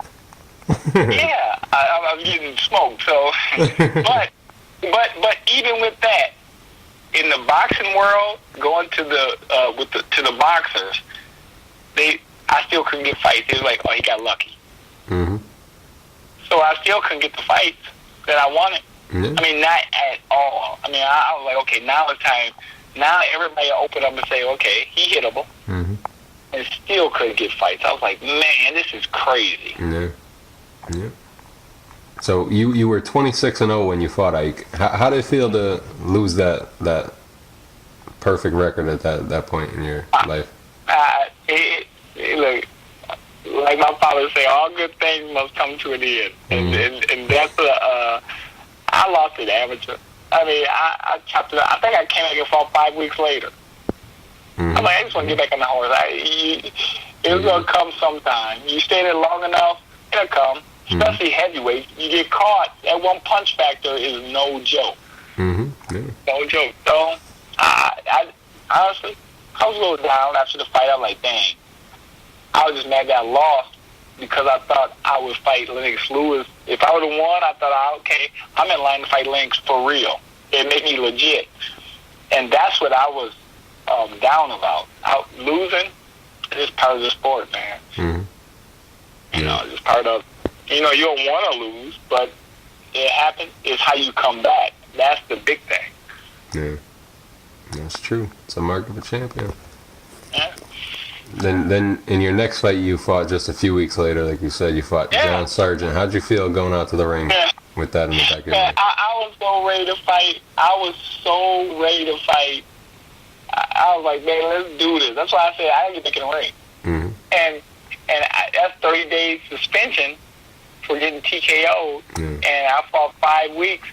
And that was that was on the 5th week I got the fight. So I was so ready to get back in the ring. And they brought in this guy. I think John Sargent's record was 22-2. 22-1. And I'm thinking 22, or even better, 22-1. It was 22-2 afterwards. But John was, I was like, come on, who did John really fight? He weighed like I don't know how much he weighed, but like he was carrying the kid on his back. What? 285. 285. 285. Like he was carrying a kid on his back. I was like, come, no shade. I'm a pulse guy, so I know when the pulse is low. I'm always trying to get my pulse in the 30s. That means I'm in alternate shape. I think his pulse was like 99. I'm like, are you serious? And they brought him back in, and they brought him in the ring. Man, I hit him with fast punches, and I think I even dropped him. I was like, wow. Yeah. And then I stopped the fight first, second round. I don't know, but it was great getting back in the ring, and I just wanted to fight. Yeah. Like, I'm not gonna take time off because I lost and wallow in it and cry and I forget that. Let's fight. I'm a boxer. I like boxing. I like to be active. And if you lose, oh well, I'm gonna come back. Yeah. Yeah. So it was just part of it. I wasn't crying over it. And you won a few fights, and then you got the right to fight Klitschko for the title, for the WBO title. That's 8 days notice. Yeah. I got the call on Thursday, the Thursday prior to that next Saturday. So I was training for Adolfo Washington.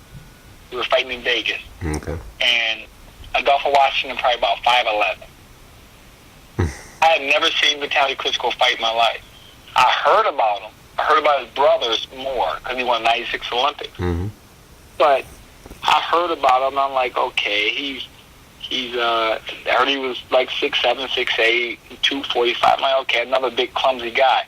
But he was 28-0, 28 knockouts. That's what got my attention. I'm like, yeah. Dumas can crack. I'm like, man. And then I started thinking about Ike stuff. I'm like, man, I got caught by Ike. I got to be careful.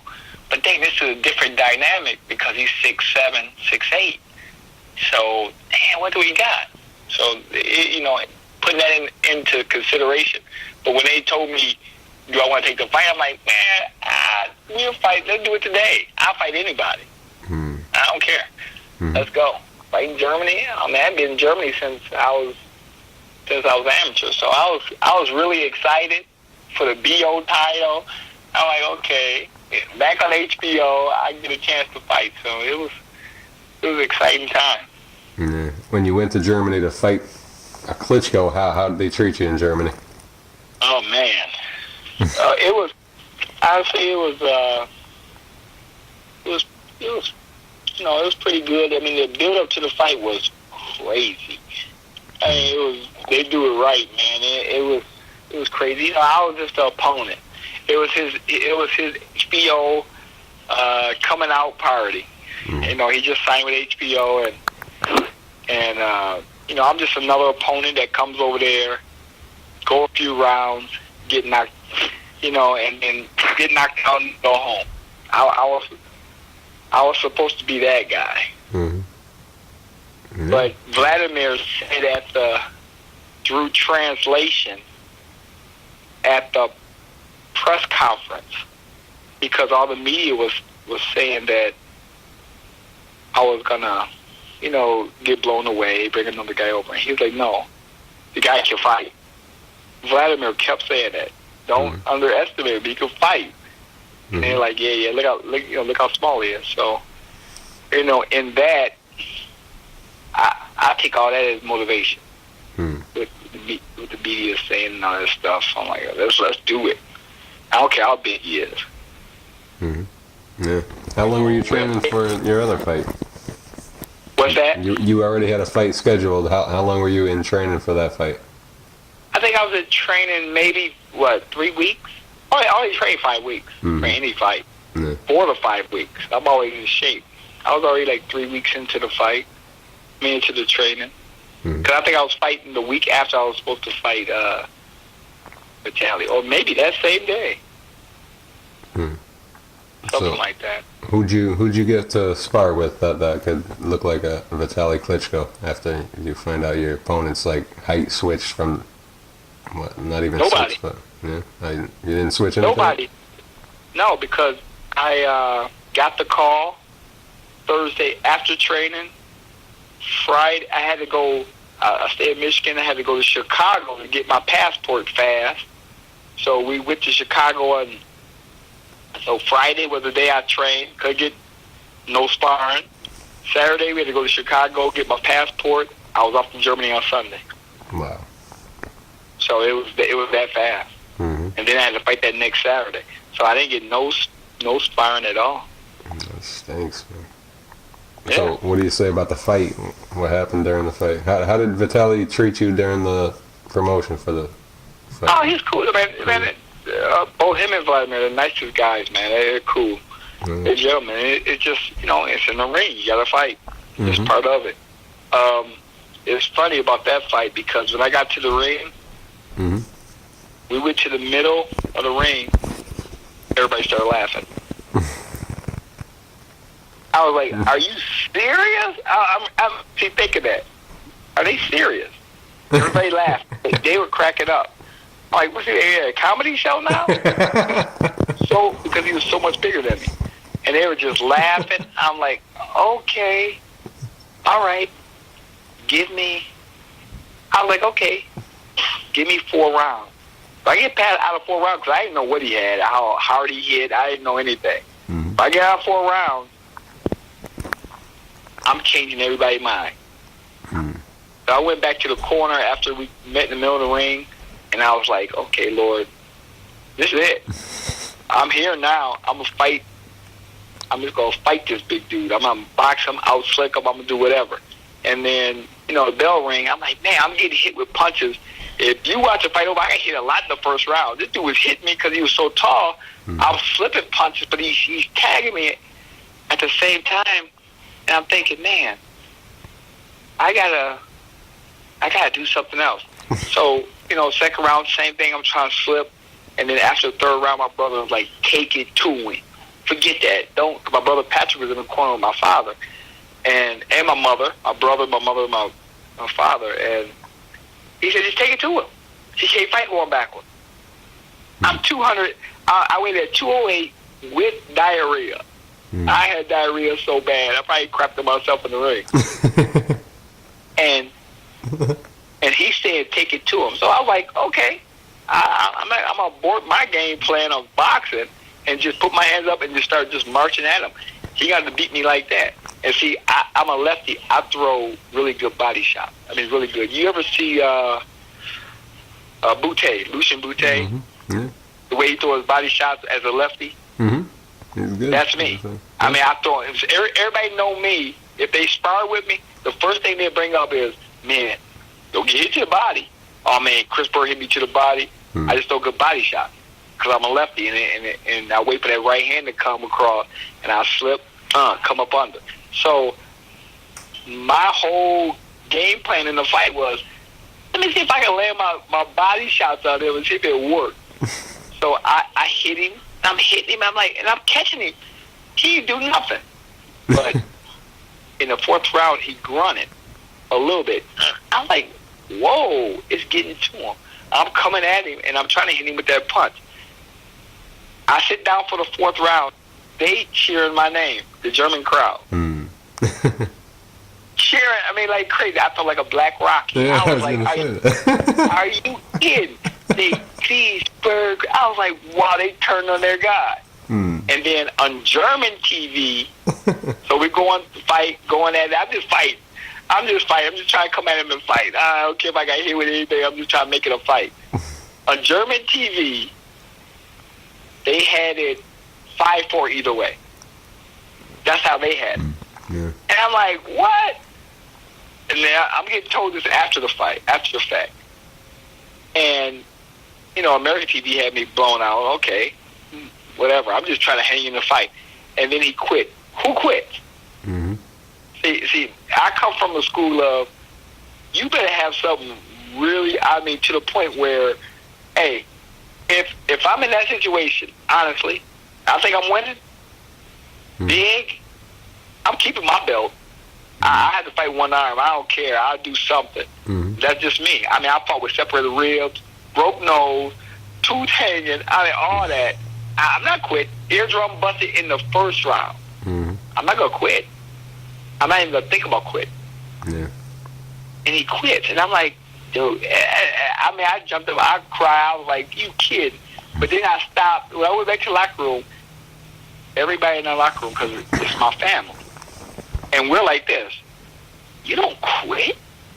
Because we call people, anybody like in a gym setting or in a fight at an arena, you're a coward. Don't quit this, because this is boxing. It's like football. Same thing with football now with all the head injuries. It's an unwritten rule with the guys. You don't quit. You go back out there and play if you hurt. Oh well. You know what I mean? So, you know, that's how it's a gladiator sport, man. You're supposed to put everything, especially when you champion. You don't quit. And I put that out there. I put it out there, you know, in interviews and everything. I'm like, man, you don't quit, man. You don't quit. And that's why he got redemption with Lennox Lewis. Yeah. You know it. He didn't quit. After that big cut, he still wanted to fight. Yeah. After you go cower out and move your shoulder a little bit after, come on, man. This is boxing. How happy were you when they did quit, though? Oh, man. You got that shit. Hey, you seen it on... you can see it on video on YouTube. I jumped straight up in the air, man. I cried. My brother jumped in the ring. I was like, are you serious? Because I thought about... Stuff flashed in my mind big time. You know, the nightclub. Yeah. Me being a super middleweight. All this stuff came... I mean, flash. I'm champion. All this stuff flashed in my mind. I'm like, wow. Yeah. Amazing. I was like, God is good, man. I mean, I got to a point where I can fight this big, a true heavyweight in his home country. He got to build everything going for him, and he quit. Thank you. Yeah. Wow. It was bittersweet, though. Believe me, it was bittersweet. Yeah. What was bitter about it? Well, promotion. No. Yeah. You know, they got a jump shit against me. I don't even supposed to talk about them. So it just the promotion side of it was. Look what. How can? Okay, the Klitschko brothers, and I'll say nothing about. It's not them. It's not their doing. But the Klitschko brothers are gonna never fight each other. Everybody know it. How is he number one contender? Yeah. How is Vladimir number one contender? And he fights 2 fights. When I took off 6-7 months, he fights 2 fights to warm him up to fight me. He's number one contender to his brother. No, they ain't gonna never fight. All of a sudden, he's number one contender. I'm like, wow, this is crazy. I mean, it was just like this. It was a bad 6 months because, you know, I didn't have my promoter. Option. It's an option thing.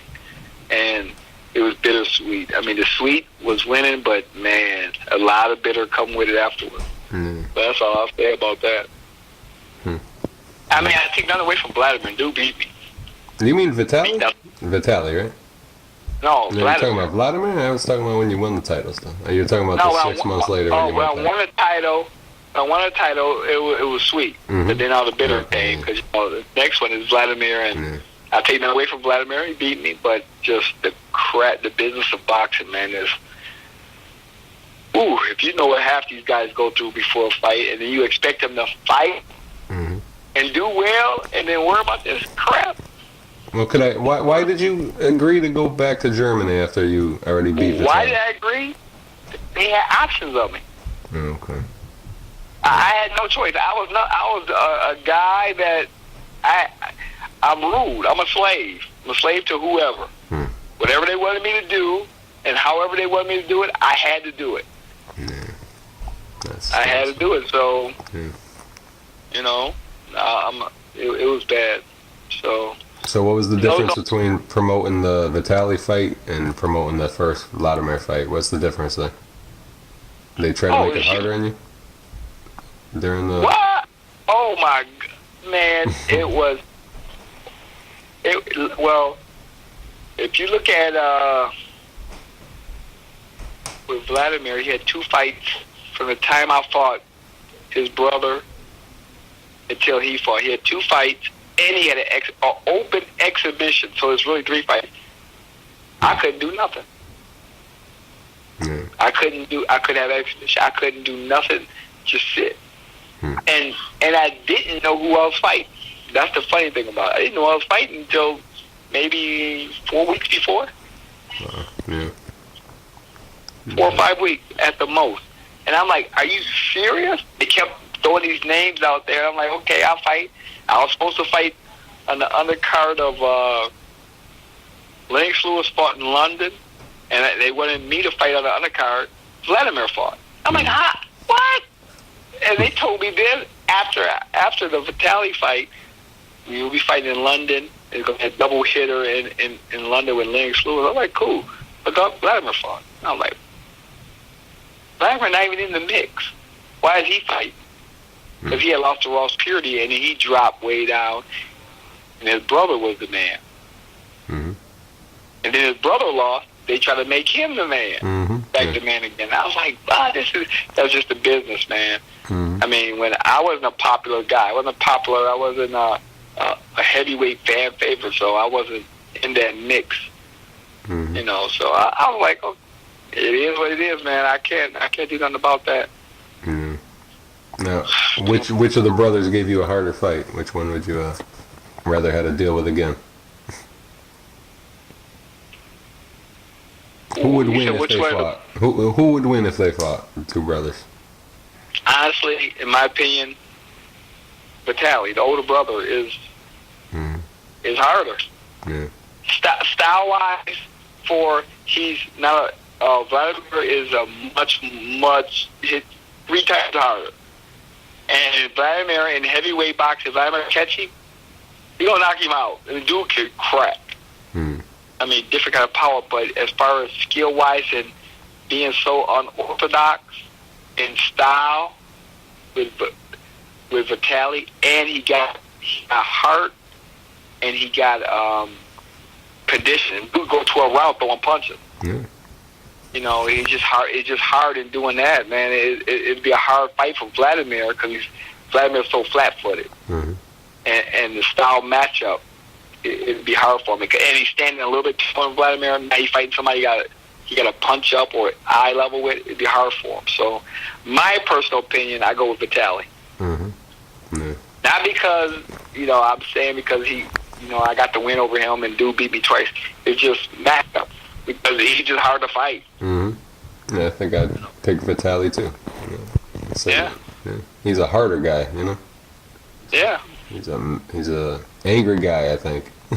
He is. He's really, to them too, he's the older brother. Yeah.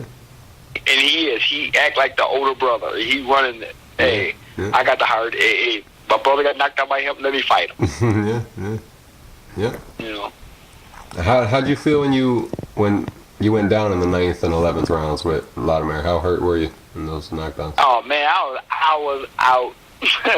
I was. Man, I'm fighting a young. I think Vladimir was what, 24. Young. 25 youngster coming in, 6'7". My wife is white. When Vladimir took off his shirt, she was like, "I never seen a white boy cut like that outside of a bodybuilder." He was so rock. I was like, our whole camp was like, wow. Yeah. I mean, he was jacked.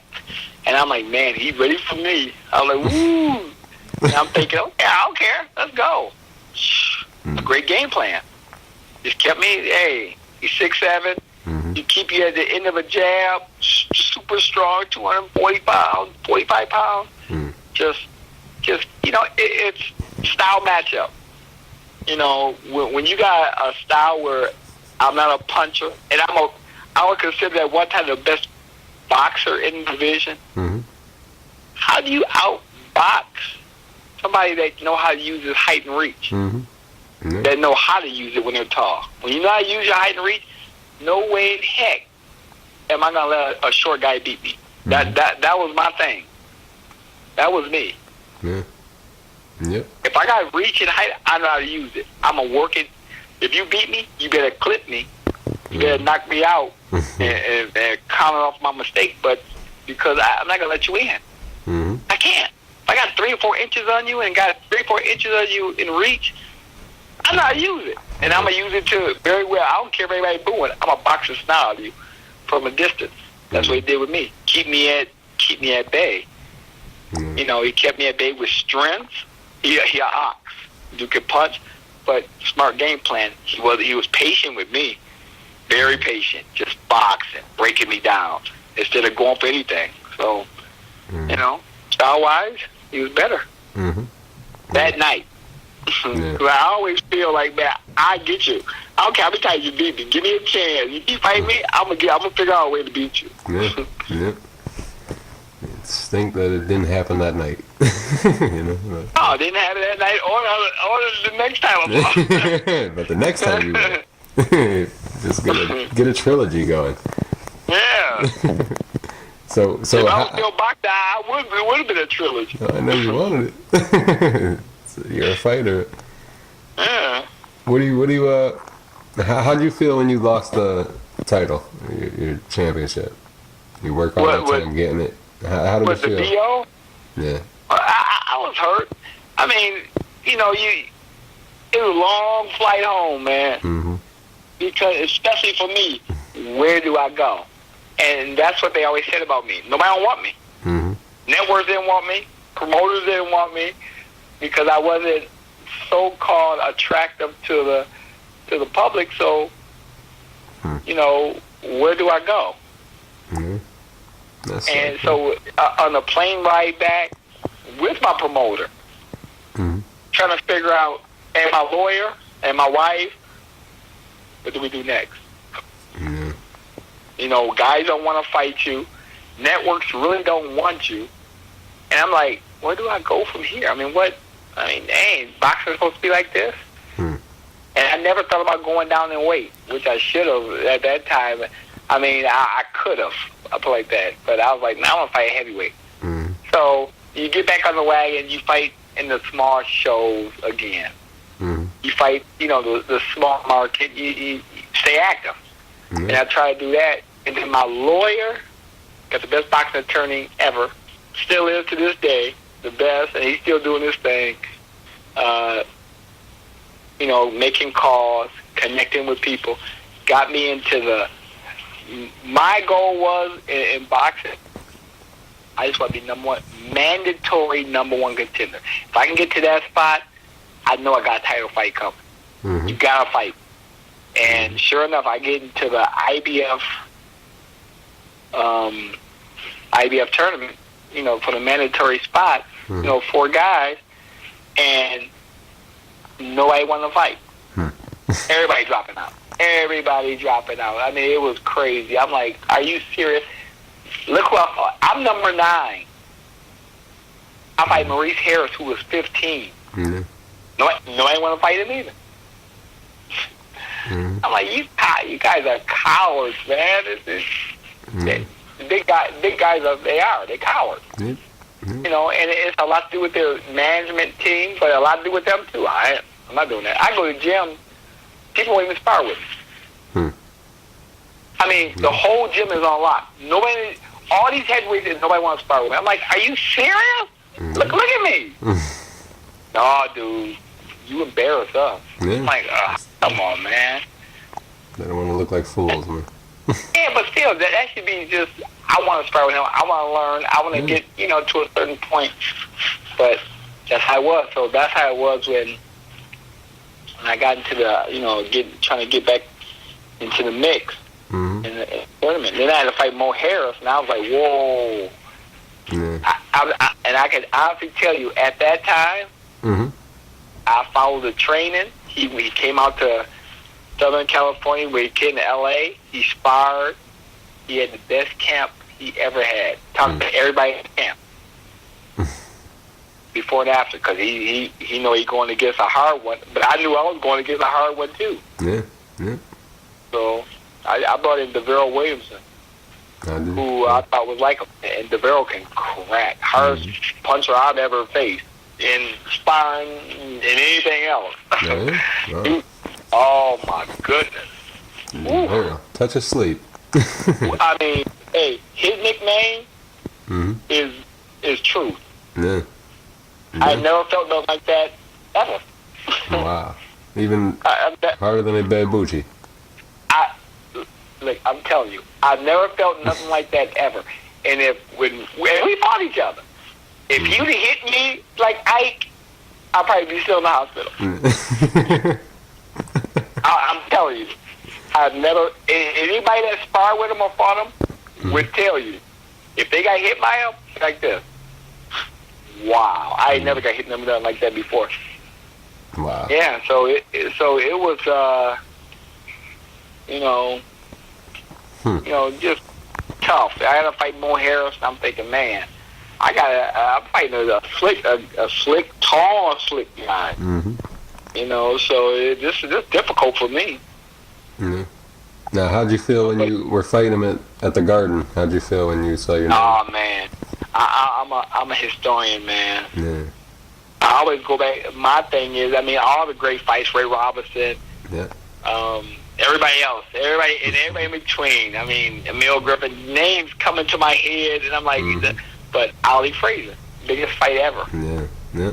In my opinion, they shut a war down. They stopped a war. We're gonna take a break today and watch a fight. So I'm like fighting in the guard. You gotta be kidding. So I was excited, man. I'm like, I don't care. We're gonna go at it. We're gonna see who got better skills with me and Mo Harris. And sure enough, when he couldn't hit me like he wanted to, I'm slipping punches. It kind of, it just took something out of him. He was like, man, you slicker than I thought. And it was good. And I fell out after the fight. I was in the hospital that night and the night after that. I fell out 3 times after the fight. That's from the wheat? Oh, yeah. Allergy? So it was hot. Yep, the wheat allergy. And then before I fought David Tua, that's when in Michigan, a lady helped me get through it. She didn't know it was wheat, but she helped me get through it. She put me on a special diet because 2 weeks before the fight, I was in the hospital again. Wow. And I thought it was dehydration, but it's wheat allergy. Yeah. Yeah, that's serious. It's serious. Yeah. Yeah.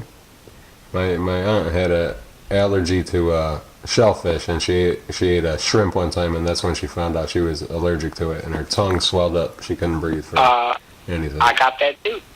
Did you? Shellfish too? Yeah, I got shellfish allergy too, and mine is sweat-induced. Only when I sweat. Oh wow! So I can actually eat the shellfish. Nothing won't happen to me, but as soon as I start sweating, I'll swell up like Hitch. Wow, it's weird. It happened to me probably like 7 times in my life. One time I almost died. Oh my god! Yeah, that's serious. Man, I got funny. I'm allergic to shellfish and I got too. And I got that. Shellfish will kill me, literally. Yeah.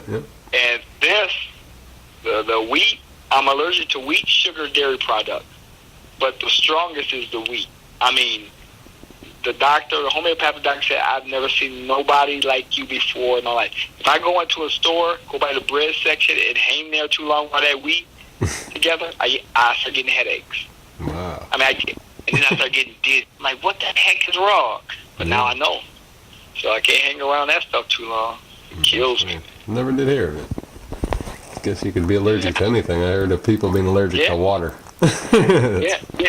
Man. Hey, that'd be a bad one there, though. Yeah, wouldn't it? That would suck. That'd be terrible. I mean, horrible. Yeah, that would be the worst. You're made of it. I know. Yeah. It's in you. You always something wrong with you. Yeah. So, then the tournament, you're still an IBF heavyweight title eliminator. You fought David Tua. Oh, yeah. You know they try to sue to get me out of the tournament.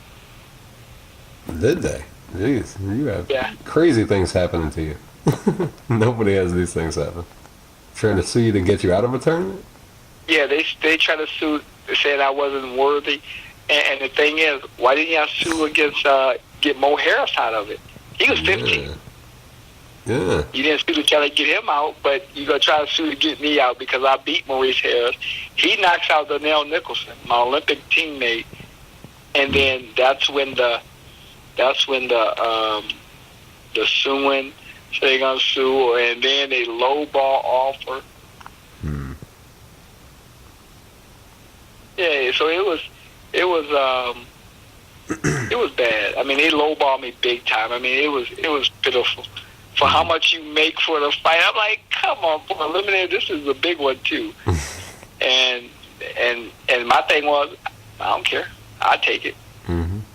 I feel I could beat him. So, and the goal for me, Lennox Lewis. At that time, I wanted Lennox Lewis. I didn't care.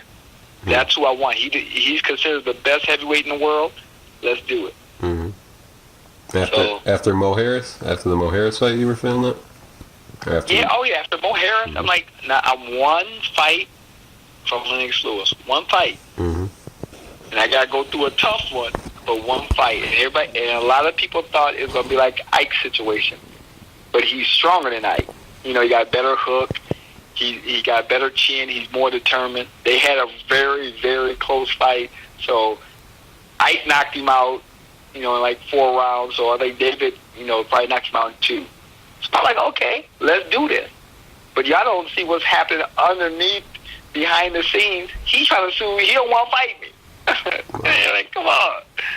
So that didn't go through. Fight happened. And sure enough, we went 12 rounds. I beat him over 12 rounds, which was a blessing. I mean, I got through the fight. David, a tough guy, could punch, but I just, outmaneuvered him and won enough rounds to win the fight. So I was happy with that. I'm mandatory number one contender. Yeah. Where you look at Lennox Lewis through his career as champion, he picked guys. Pick Shannon. Picked a guy from that was in the Olympics with us, from Yugoslavia, I think, or picked. He picked guys. They didn't fight their way to him. Maybe one guy, like, let's do this. So now I'm hearing rumors from his camp that he's not gonna fight me. He don't want to fight you. I'm like, come on now, please, come on. Sure enough. We're going through all this stuff, and the Tyson comes up. And I was like, okay, cool. At first, I was like, step aside. Well, you going to pay me step aside money for let Tyson come through. And then I'm like, and then he, balking about that and stuff. And then I was like, bump it, fight him. But guarantee me, winner, guaranteed to fight me next. Okay, we had to think about it. Tyson fight happened. Immediately give up the belt. And then they put it on Don King like he gave him $1 million in a Range Rover for him to give up the belt. I'm like, dude, we already heard that he was going to give up the belt. And then Don, that's a whole nother story.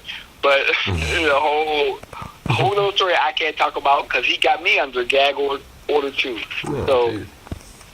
yeah, it's crazy. This business is just dirt.